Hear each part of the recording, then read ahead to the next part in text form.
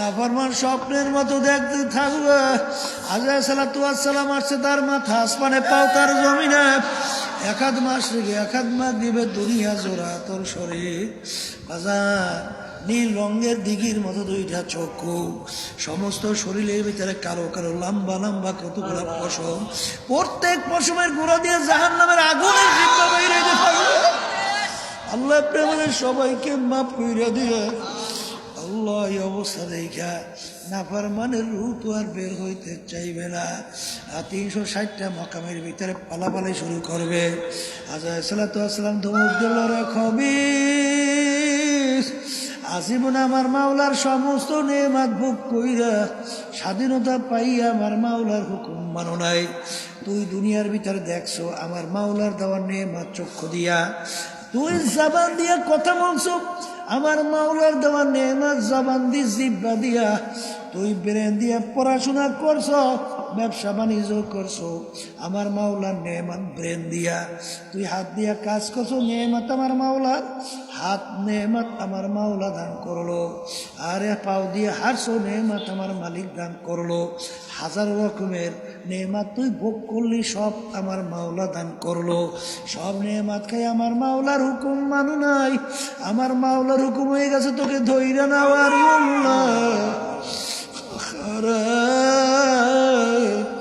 এই কথা বইলা যখন নাফরমানের রূহটাকে খপ কইরা ধইরা যখন টার মারবা, কলিজার রগগুলা সেইরা সেইরা নিয়ে চইরা যাবে। এখন দুনিয়ার দিকে তাকাইয়া দেখো, রূহ তনসে উরগাই মুর্দা কি হালাত ক্যা হুই। এখন দেখো দুনিয়া সব অন্ধকার হয়ে গেল, আর দ্বিতীয়বার দুনিয়াতে ফেরত আসা যায় না। এই জন্য আমার বাজানদেরকে বলবো, পর্দার আড়ালে মা বোনদেরকে বলবো, আবার কত কবরে আগুন দেখা যায়, সাপ দেখা যায়, কত নাফরমানের জিহ্বাটা টাইনা বিস্তাল পর্যন্ত ঝুলে হারাচ্ছে, যত দুর্ঘটনা মাঝে মধ্যে কবরে দেখা যায়। বাজান আল্লাহু আকবার, বেনুমাজি, হারামখোর, সুদখোর, ঘুষখোর, জুলুমবাজ, মিথ্যাবাজ ছাড়া কিন্তু দেখা যায় না। আল্লাহ রাব্বুল আলামিন আমাকে শিক্ষক হিসেবে দুনিয়াতে পাঠাইছে। তার ছাত্র ছিল কারা? সাহাবায়ে কেরাম, কর না? তা সাহাবায়ে কেরামরা কেমন শিক্ষিত হইল একটু শুনবেন না? কথা কয় না? শুনবেন তো? ওমর ফারুক রাদিয়াল্লাহু তাআলার নাম শুনছেন? অর্ধেক দুনিয়ার রাজা তো করছে না? বাংলাদেশের মতো 200 দেশের রাজা, প্রায় এই 200 দেশের রাজা। আমির মেম্বারে খুতবা দিতেছে, এক মুরব্বী সাধারণ দাঁড়াই বলতেছেন, আমির আপনার খুতবা আমরা শুনবো না। আপনার গায়ে যে জামা দেখতেছি রিলিফের কাপড়ের জামা, রিলিফের কাপড় আমিও পাইছি, আপনিও পাইছি। আমার কাপড় দিয়ে আমার জামা হয় নাই, আপনার কাপড় দিয়ে আপনার জামা হইল কিভাবে? বুঝাইছে আপনি ক্ষমতায় আছেন, এই জন্য বেশি নিয়েছেন। কথা বুঝছেন? অর্ধেক দুনিয়ার রাজা। আমির বলতেছেন এই প্রশ্নের উত্তর দেবে আমার ছেলে আব্দুল্লাহ। আমির বসে গেছে, আব্দুল্লাহ বের হয়ে বলতেছে যে আমিও রিলিফের কাপড় পাইছি, আব্বাও পাইছি, কিন্তু আমি দেখি আমার কাপড় দিয়ে আমার জামা হয় না, আব্বার কাপড় দিয়ে আব্বার জামা হয় না, তা আমার কাপড়টাকে আমি আব্বাকে দান করছি। এখন দুইটা কাপড় মিললে আব্বার সুন্দর একটা জামা হয়েছে। আমির মুরব্বী বলতেছেন, আমির এখন আপনি বক্তব্য দেন, আপনার খুদ এখন শুনবো। প্রশ্নের উত্তর ঠিক মতো পাইছি, ঠিকই না? এই আল্লাহর বান্দারা, পর্দা আলে মা বোনেরা, আল্লাহ রাব্বুল আলামিন তার রসুলকে মুআল্লিম হিসেবে পাঠাইছেন, ওস্তাদ। কেমন শিক্ষা দিয়েছেন? বর্তমানে আওয়ামী লীগ সরকার নির্বাচনী ইশতেহারের ভিতরে প্রকাশ করছে, ক্ষমতায় যাইতে পারলে মদিনার সনদে দেশ চালাইবে। মদিনার সনদটা পাইল কই? কে তৈরি করছে? এই মদিনার সনদ তৈরি করছে যার নাম হলো মুহাম্মদুর রাসূলুল্লাহ। এই জন্য তামাম দুনিয়ার ইতিহাসে যে সর্বপ্রথম দেশ পরিচালনার যে সংবিধান তৈরি করছে তার নাম হলো মুহাম্মদ রাসূলুল্লাহ। কিন্তু বর্তমানে একদল বাইরেছে, এই নামাজও পড়ি, রোজাও রাখি, আলহামদুলিল্লাহ অনেকে আলেম আছে, কিন্তু এই নীতি আদর্শ বাদ দিয়ে, শান্তির পথ বাদ দিয়া মানব রচিত তন্ত্র মন্ত্র, যার মাধ্যমে 100 জন মানুষই পশুর চেয়েও খারাপ হয়, সেই ইতিহাস বাস্তবায়নের জন্য তাদের সঙ্গে জড়াইয়ে থাকে। একদল আছে না নামাজি, একদল আবার আলেমও আছে না, শোনা যায় নাকি? আছে না, আছে না? এই জন্য আল্লাহ রাসূল সাল্লাল্লাহু আলাইহি ওয়াসাল্লাম বলে গেছেন, হুব্বুদ দুনিয়া রাসু কুল্লি খাতিয়াতিন, সমস্ত গুনার মূলই হইল দুনিয়ার মুহাব্বত। সম্পদের মুহাব্বত, টাকার মুহাব্বত, ক্ষমতার মুহাব্বত, এই মুহাব্বতের কারণে সব কিছু ধ্বংস হয়ে গেল। মানে আজকে বাংলাদেশের ভিতরে শতকরা প্রায় 92 জনের মতো মুসলমান বসবাস করে। এই দেশের ভিতরে ওলামায়ে কেরামের সংখ্যা লক্ষ লক্ষ, তলেবে ইলমের সংখ্যা লক্ষ লক্ষ। জুমার নামাজের সময় দেখবেন মসজিদে জায়গা হয় না, মসজিদ মুসল্লিতে ভরে গেছে।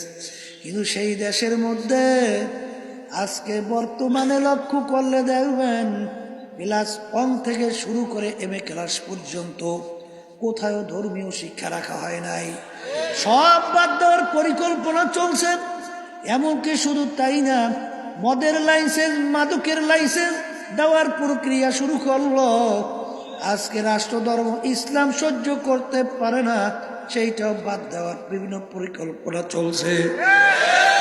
আজকে বাংলাদেশের বর্তমান আওয়ামী লীগ সরকারের বর্তমান কেন্দ্রীয় বাজান যুগ্ম সম্পাদক মাহবুল আলম হানিফ সাহেব, সে বক্তব্য দেয় এই ওয়াজ মাহফিল তার কাছে মোটে সহ্যই হয় না, দেখতেই পারে না, অস্থির হয়ে গেছে কিভাবে বন্ধ করবে। মন্তব্য করে এলাকায় বিভিন্ন যখন যাইতাম তখন দেখতাম লোকজন জারি গান, বিভিন্ন ধরনের যাত্রা গান সহ বিভিন্ন ওই গ্রাম্য কালচারে অভ্যস্ত ছিল। যখন কৃষকরা ধান কাটত তখন রেডিও বা বিভিন্ন ট্যাপ রেকর্ডের ভিতরে গান চাইরা তালে তালে ধান কাটত। আর এখন এলাকায় যাই দেখি শুধু ওয়াজ ওয়ার ওয়াজ, খালি মাহফিল আর মাহফিল। এমনকি ধান কাটে তাও বিভিন্ন কায়দায় ওয়াজ চাইরা তালে তালে ধান কাটে। এই অভ্যাস পরিবর্তন কইরা আগের কালচারে ফিরে আসতে হবে। এই যে আর বাজানদেরকে বলবো, পর্দার আড়ালের মা বোনদেরকে বলবো, এ দুনিয়াদার পাগল আমার বাবারা, কোন দুনিয়ার পিছনে পড়লো? বাজান রে, রাডারের কাজ হলো বাজান বিভিন্ন কায়দায় সিগন্যাল দেওয়া।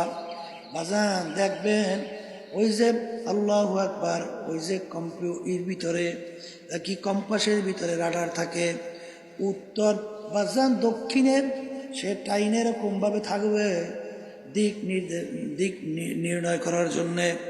কিন্তু বাজান রে যখন রাডার নষ্ট হইয়া যায়, রাডার কিন্তু ঠিক মতো আর সিগন্যাল দেয় না। এই আল্লাহর বান্দারা, পর্দা আলে মা বোনেরা, তোমাকে আমাকে আমার মালিক বানাইলেন দুনিয়াতে, আমার মালিক কিসের জন্য বানাইলেন এইটা বোঝার জন্য তোমার আমার ভিতর আমার মালিক একটা রাডার তৈরি করছিলেন। সেই রাডারের নাম হইল কলব। বাজার চক্ষু দিয়ে তুমি আর আমি দেখি, যখন চক্ষের ভিতরে আঘাত করা হয় ছুরি দিয়ে, আঘাত করতে করতে এক প্রকারে যখন তোমার চক্ষু নষ্ট হয়ে যায়, তখন ওই চক্ষু দিয়া কিন্তু তুমি আর দেখবা না, সব দেখবা অন্ধকার। ঠিক বাজান ওই কলবেরও চক্ষু আছে, ওই কলবের চক্ষুর ভিতরে গুনার তীর দিয়া ছুরি দিয়া ওই কলবের ভিতরে আঘাত করতে করতে করতে করতে তখন ওই কলবটার স্বচ্ছ পরিচ্ছন্ন কলব থাকে না, রাডার আর সুস্থ রাডার থাকে না। ওই কলবটা নষ্ট হইয়া বেরাম্যা হয়ে যায়, রাডার নষ্ট হইয়া যায়। তখন তার কাছে আমাকে কে বানাইলো, কেন বানাইলো, আমি কোথায় ছিলাম, কোথায় আছি, আমি কিসের জন্য দুনিয়াতে আসলাম, আমাকে কিসের জন্য আমার মালিক বানাইলেন, এই চিন্তা করার শক্তি তখন তার থাকে না। তখন তার শুধু চিন্তা আসে হিংস্র। যেমন নাকি একটা দেখবেন কুত্তা বাজান খাইতেছে, আর একটা কুত্তা আসলে তখন তাকে খাইতে দেবে না, কুত্তাকে তাড়াইয়া নিয়ে যায়, কামড়ে অনেক সময় মেয়েরাও পালায়, কারণ ও আর একটা কুত্তার খাওয়া সহ্য করতে পারে না। ঠিক এরকম ভাবে যখন রাডার নষ্ট হইয়া যায় তখন দেখবেন কামড়াকারী তামাম দুনিয়ার ভিতরে তাকাইলে দেখবা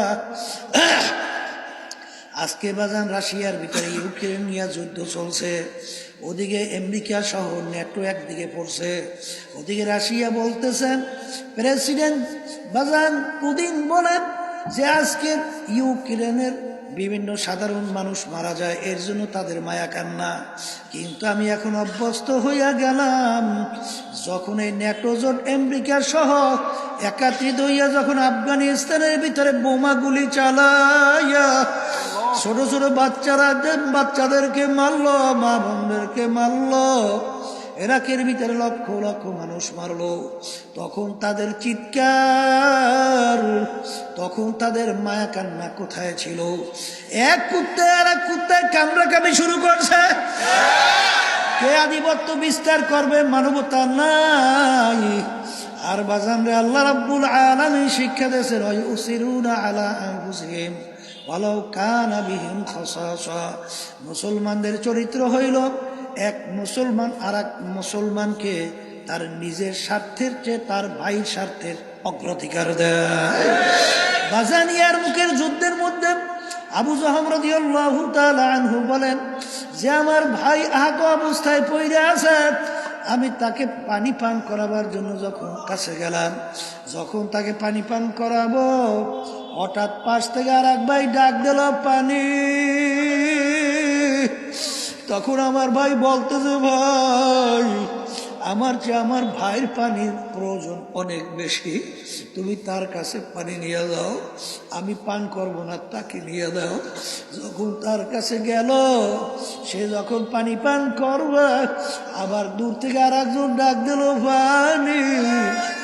তখন সে বলতেছে আমার চেয়ে আমার ভাইয়ের বেশি প্রয়োজন, তার কাছে নিয়ে যাও। আরে আবু জাহল রাদিয়াল্লাহু তাআলা আনহু বলেন আমি যখন তৃতীয় আল্লাহর বান্দার কাছে গেলাম, যাইয়া দেখি আল্লাহর বান্দা আর দুনিয়াতে নাই, শাহাদাত বরণ করছে। আমি দৌড়াই আসছি দ্বিতীয় আল্লাহর বান্দার কাছে, দেখি তিনিও দুনিয়াতে নাই, তিনিও শাহাদাত বরণ করছে।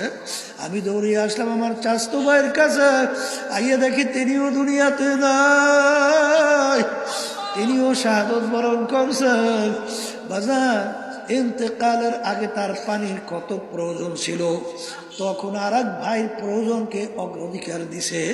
তখনই আল্লাহ রাব্বুল আলামিন এই আয়াত নাযিল করে ইউসিরুনা আলা আনফুসিহিম ওয়ালাউ কানা বিহিম খাসাসা। আল্লাহু আকবার।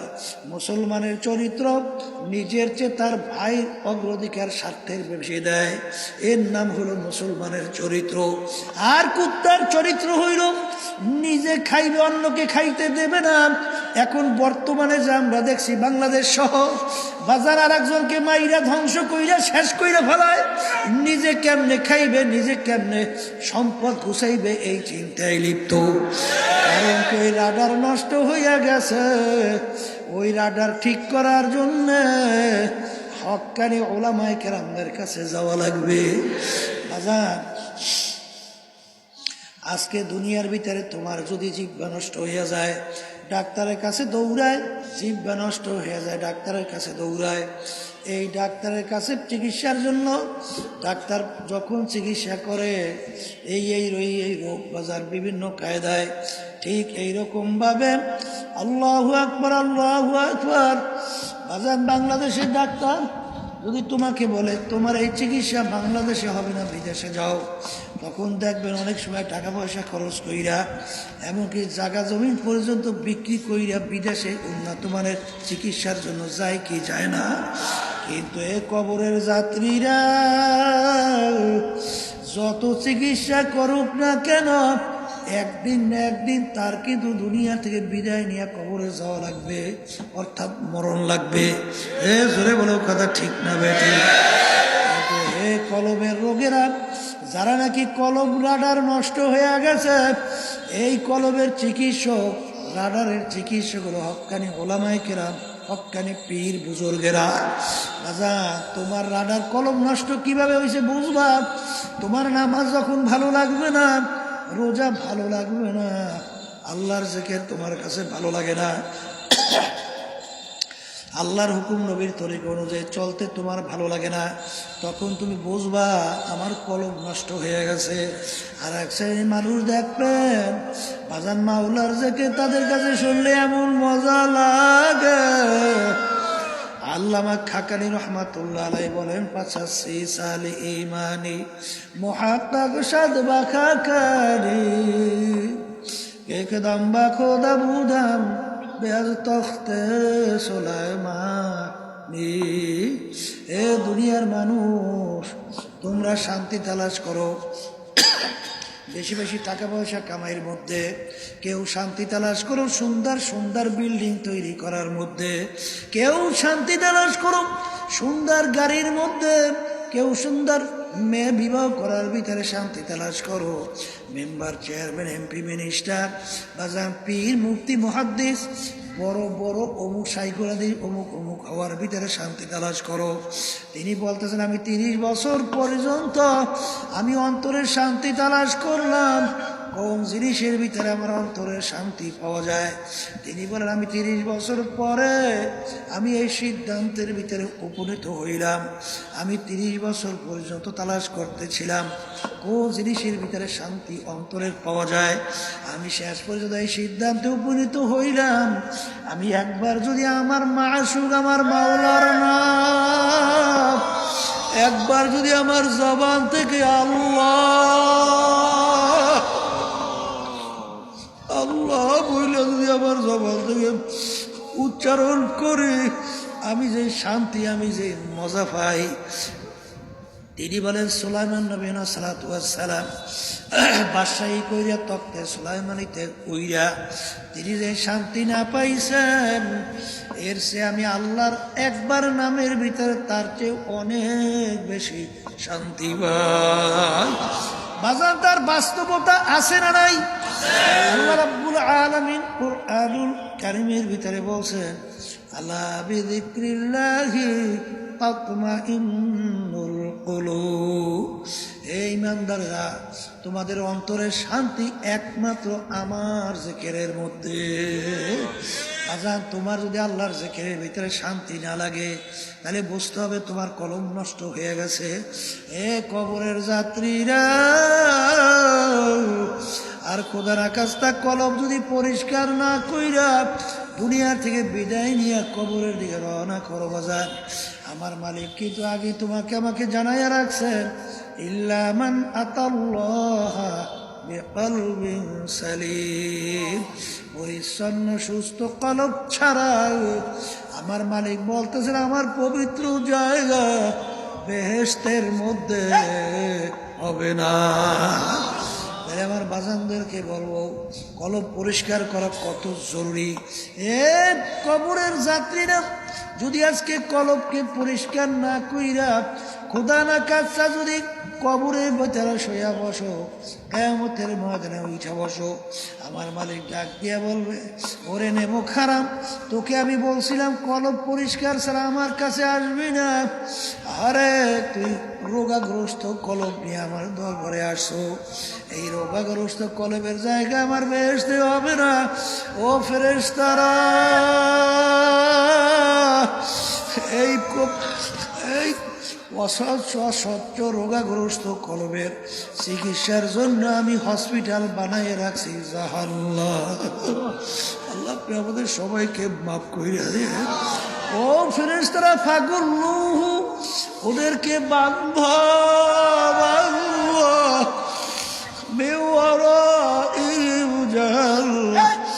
ওদেরকে ফিকা ফিকা আবার জাহান্নামের ভিতরে ফেলাইয়া দাও। আল্লাহ আমাদের সবাইকে মাফ কইরা দেন। না জানি এক ওয়াক্ত নামাজ পড়বা বলতে বলতে অন্য ওয়াক্ত এসে গেছে। এই জন্য জাহান্নামের আগুনের হসপিটালে চিকিৎসা হওয়া লাগবে 2,88,00,000 বছর। আল্লাহ আপনি আমাদের সবাইকে মাফ কইরা দেন। কেউ যদি একটা ইচ্ছা করে মিথ্যা কথা বলো, একটা মিথ্যা কথার জন্য ওই জাহান্নামের হসপিটালের ভিতরে চিকিৎসা হবে জাহান্নামের আগুনে বাজান 7,000 বছরের সময়। আল্লাহ আপনি আমাদের সবাইকে মাফ কইরা দেন। বাজান একবার যদি কেউ বেপরদা হও, একটা কবিরা গুনাহ হবে, একটা কবিরা গুনার জন্য কমপক্ষে ওই জাহান্নামের হসপিটালের ভিতরে জ্বলা লাগবে 7,000 বছরের সময়। একটা যদি রোজা ছাইরা দাও, কমপক্ষে জাহান্নামের হসপিটালের মধ্যে চিকিৎসা হইবে জ্বলন লাগবে প্রায় 70,000 বছর। আরে কাফের বেঈমান ওদের জন্য আবাদুল আবাদ চিরতরে জাহান্নামের হসপিটালে চলা লাগবে। এই জন্য আর বাজানদেরকে বলবো, পর্দারে মা বোনদেরকে বলবো, আশায় কেউ বৈশা থাই করারে বাজার আলহাকুমুত তাকাসুর হাত্তা যুরতুমুল মাকাবির। আমার মালিক বলতেছেন আরো বাঁচবো, আর অমুক টমুক সমুক অমুক কিছু করবো।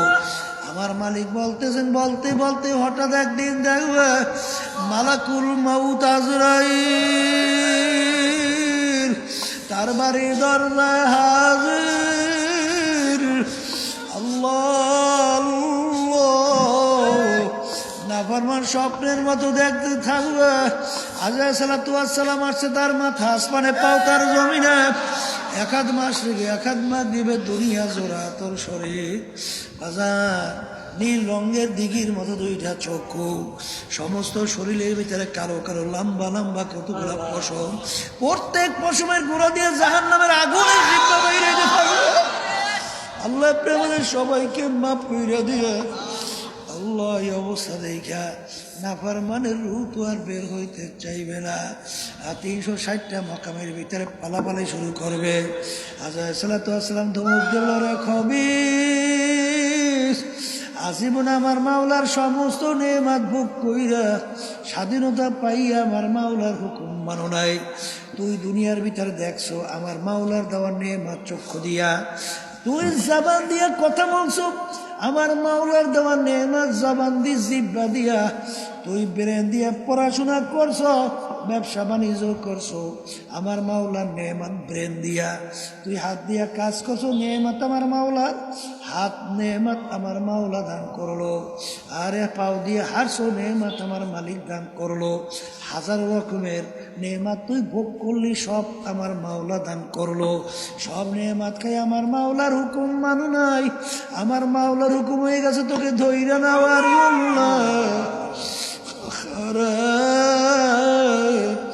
এই কথা বইলা যখন নাফরমানের রূহটাকে খপ কইরা ধইরা যখন টার মারবা, কলিজার রগগুলা সেইরা সেইরা নিয়ে চইরা যাবে। এখন দুনিয়ার দিকে তাকাইয়া দেখো, রূহ তনসে উরগাই মুর্দা কি হালাত ক্যা হুই। এখন দেখো দুনিয়া সব অন্ধকার হয়ে গেল, আর দ্বিতীয়বার দুনিয়াতে ফেরত আসা যায় না। এই জন্য আমার বাজানদেরকে বলবো, পর্দার আড়ালে মা বোনদেরকে বলবো, এরপরে যদি না বুঝো, মাঝে মাঝে কত দুই একটা ঘটনা আমার মাওলা বাংলাদেশের মধ্যেও দেখায়। বাজান ওই কুড়িগ্রামে, আল্লাহু আকবার, আমাদের চরমনায়ের মুজাহিদ ছিল, অনেকে ঘুঘু মুন্সি হয়ে ডাকতো, আসলে নাম ছিল বশির উদ্দিন মুন্সি। ঘুঘু মুন্সি কেন বলতো? রাস্তা দিয়ে হাঁটতো, এমনভাবে আমার মাওলার জিকির করতো, মনে হয় ঘুঘু বলতে বলতে যায়। তিনি দুনিয়ার থেকে বিদায় নিয়ে কবরে যাওয়ার পরে 32 বছর পরে নদীর ভাঙ্গলে যখন তার কবর ভেঙে গেল, কাপনের কাপন সহ লাশ বের হয়ে আসলো। বাবা, কাপড়ের কাপড় সহ লাশ 32 বছর পরে। অনেক জাতীয় পত্রিকার ছবি সহ দিয়ে দিছিল। কে কে দেখছো বাজার? দেখো কত লোক দেখছে, ছবি সহ দিয়ে দিয়েছিল।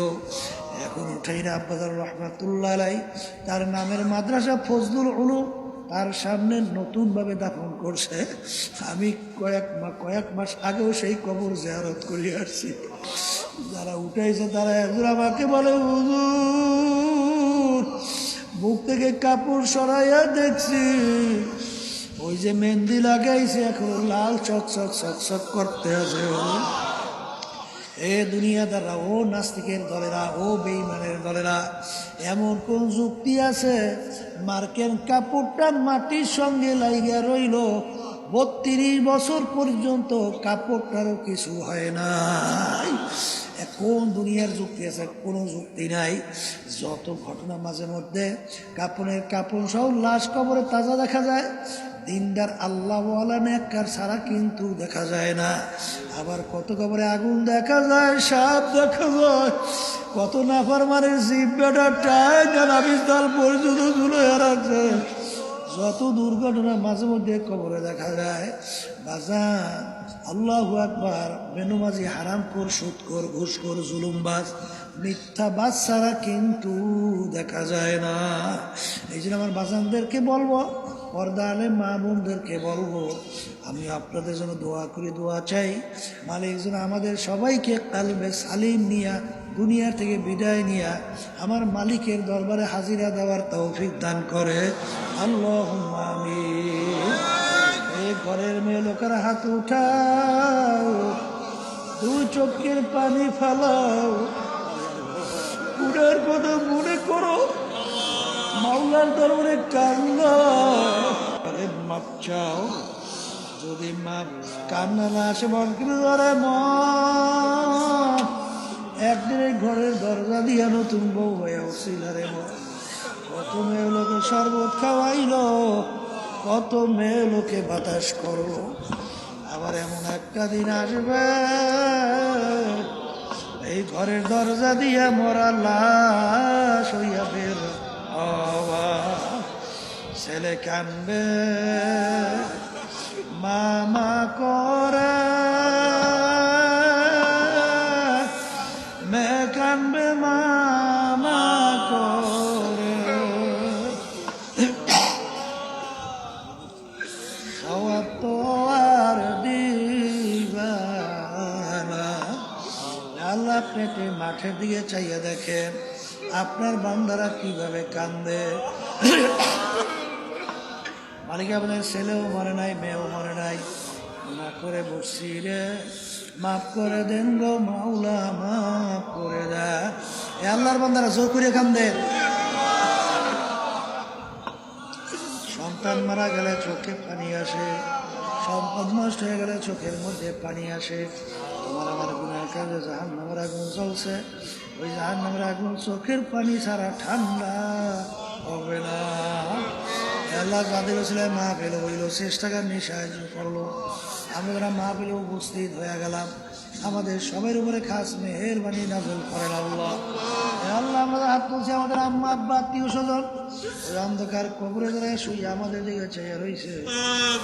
দোয়া করলাম দয়া মায়া করে আপনি তাদের কবরকে বেহেশতের বাগান আল্লাহ। আমাদের অসুস্থ সবাইকে সুস্থ করে দেন আল্লাহ। আমাদের ছেলেদেরকে, মেয়েদেরকে, স্ত্রী, আত্মীয় স্বজন সবাইকে দিনদার হিসেবে কবুল করে নেন। আমাদের মুসলমানদেরকে, মা বোনদেরকে দিনদার হিসেবে কবুল করে নেন। সুবহান রাব্বিকা রাব্বিল ইজ্জাতি আম্মা ইয়াসিফুন ওয়া সালামুন আলাল মুরসালিন ওয়ালহামদুলিল্লাহ।